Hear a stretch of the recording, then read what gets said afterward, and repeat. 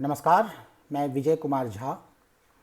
भारत में बुजुर्गों की पेंशन, सरकारी कर्मचारियों की पेंशन या आर्म्ड फोर्सेस में जो लोग हैं हमारे, उनके लिए पेंशन जो है ये एक बड़ा मुद्दा बना रहा है और सरकार इसे अपने ऊपर बोझ मानती है और इस बोझ को लगातार कम करने के उपाय किए जा रहे हैं। इसी उपाय की कड़ी में ओल्ड पेंशन स्कीम, जिसे अब हम कहते हैं, जिसमें कि पूरी तरह से सरकारी पेंशन व्यवस्था जो थी उसे ख़त्म कर दिया गया करीब 20 साल पहले, वो लाई गई थी। और इसका लगातार विरोध और दबाव को देखते हुए सरकार ने अभी एक यूपीएस स्कीम जो है लॉन्च की है पेंशन के लिए। ये एक बड़ा मुद्दा है सरकार के लिए और कर्मचारियों के लिए लंबे समय से। यह सवाल दुनिया के कई देशों में है, हमारे पड़ोसी चीन में भी है।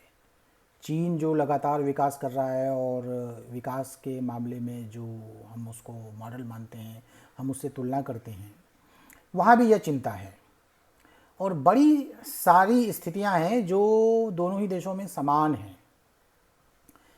चीन में अभी हाल ही में ये फैसला हुआ कि वह रिटायरमेंट एज बढ़ाएगा। 1 जनवरी 2025 से वह रिटायरमेंट एज बढ़ाने जा रहा है। चीन में मुश्किल यह है कि वहाँ जनसंख्या कम हो रही है और बुजुर्ग बढ़ रहे हैं। पेंशन व्यवस्था की वजह से सरकार पर बोझ तो है ही। इन तमाम कारणों की वजह से ये फैसला लिया गया है। हालांकि यह योजना जो है स्वैच्छिक होगी, मतलब जो लोग चाहते हैं कि बढ़े हुए रिटायरमेंट एज का फ़ायदा लें वो ले सकते हैं, जो नहीं चाहते हैं वो नहीं भी ले सकते हैं। और इसे क्रमबद्ध तरीके से लागू किया जाएगा और 2040 तक पूरी तरह से लागू कर दिया जाने का प्लान है।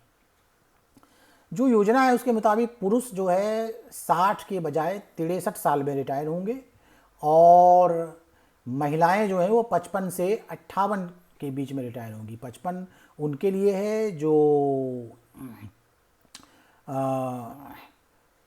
55 से 58 उनके लिए किया गया है जो ऑफिस में काम करती हैं, और 50 से 55 उनके लिए किया गया जो शारीरिक मेहनत वाला काम करती हैं।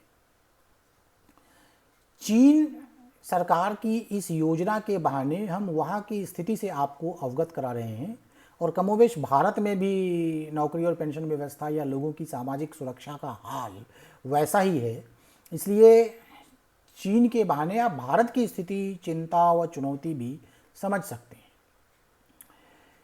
कई विशेषज्ञ मानते हैं कि चीन ने विकास की रफ्तार बढ़ाने के लिए नागरिकों की सामाजिक सुरक्षा को प्राथमिकता में पीछे रखा हुआ है। हमारे यहाँ भी जो सरकार की ओर से जो नागरिकों को सामाजिक सुरक्षा मिलती है उसका फ़ायदा बहुत गिने चुने लोग उठा पाते हैं। आम लोगों के लिए ये फ़ायदा नहीं है और शायद यही वजह है कि चीन में सरकार के इस फैसले का विरोध भी शुरू हो गया है। मजदूर तबके के लोग विशेष रूप से इसका विरोध कर रहे हैं। इसकी वजह यह है कि इनकी हालत पहले से ख़राब है और विरोध करने वालों का कहना है कि अब पेंशन और देर से मिलेगी, क्योंकि जो व्यवस्था होती है कि आप पेंशन की जो एज है, रिटायरमेंट की जो एज है, उस एज तक पहुँचे बिना आप पेंशन के हकदार नहीं होते हैं। भले आपके पास, सपोज आपको 60 साल में रिटायर किया जाता है, रिटायरमेंट की एज है 60 साल मान लीजिए, और आप 45 साल की उम्र में बेरोज़गार हो गए, उसके बाद आपको काम ही नहीं मिल रहा है, तो पेंशन आपको 60 की उम्र के बाद ही मिलेगी। 15 साल तक आपको पेंशन नहीं मिलेगी।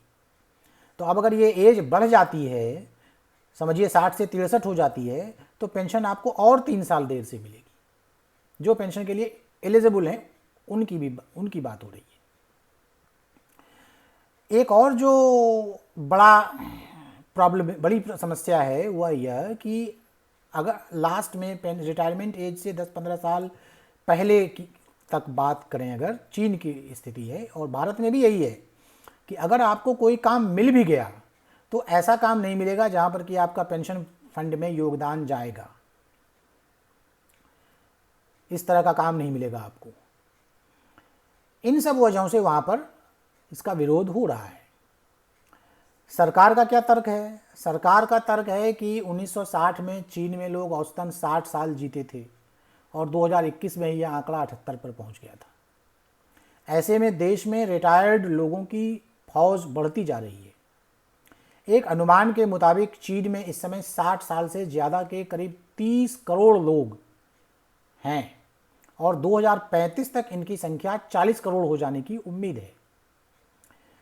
चीन का एक थिंक टैंक है Chinese academy of social sciences, उसका कहना है कि अगर पेंशन से जुड़े सुधारात्मक कदम नहीं उठाए गए तो 2035 तक सरकार के पास पेंशन देने के लिए पैसे नहीं रह जाएंगे।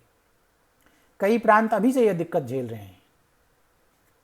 वहाँ सरकार ने पहले से ही बुजुर्गों को मिलने वाली स्वास्थ्य सुविधाओं में काफ़ी कटौती कर दी है। इसके विरोध में पिछले साल सरकार को प्रदर्शन भी झेलना पड़ा था। सरकार का मानना है कि रिटायरमेंट की उम्र बढ़ाने से बुजुर्गों को भी देश के लिए उत्पादक बनाया जा सकेगा, जिनकी संख्या लगातार बढ़ती जा रही है, और पेंशन का बोझ भी कुछ हद तक कम किया जा सकेगा। भारत में थोड़ी सी स्थिति उलट है। यहाँ युवाओं की संख्या बढ़ रही है, यहाँ पर जो है रोजगार पाने वाले लोगों की संख्या बढ़ती जा रही है। रिटायरमेंट एज की अगर हम बात करें तो ज़्यादातर देशों में यह 60 पार के बाद ही लोग रिटायर होते हैं। जापान में 65 है, दक्षिण कोरिया में 63 है, अमेरिका में 66 है, ब्रिटेन और जर्मनी में भी 66 है। फ्रांस में पिछली बार जब 62 से 64 किया गया था तो पिछले साल ज़बरदस्त प्रदर्शन हुआ था विरोध में। फिर भी ज़्यादातर देशों में इसे बढ़ाने का ही ट्रेंड है। सऊदी अरब एक मात्र देश है जहाँ पर कि 50 से पहले ही लोगों को रिटायरमेंट बेनिफिट दिया जाता है। 47 साल वहाँ पर रिटायरमेंट की एज है।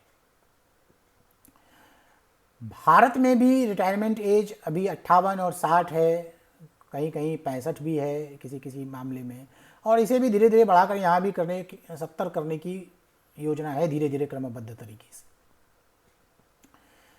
चीन की बात करें तो देश में बुजुर्गों की संख्या बढ़ रही है और दूसरी ओर बेरोजगारी बढ़ रही है। जुलाई में 16 से 24 साल तक के जो युवा थे वहाँ पर वो 17.1% युवा बेरोजगार थे और 25 से 29 साल के युवाओं के बीच बेरोजगारी की दर 6.5 थी। हाल यह है कि अगर 35 साल आपकी उम्र हो गई तो फिर नौकरी मिलने में मुश्किल होती है।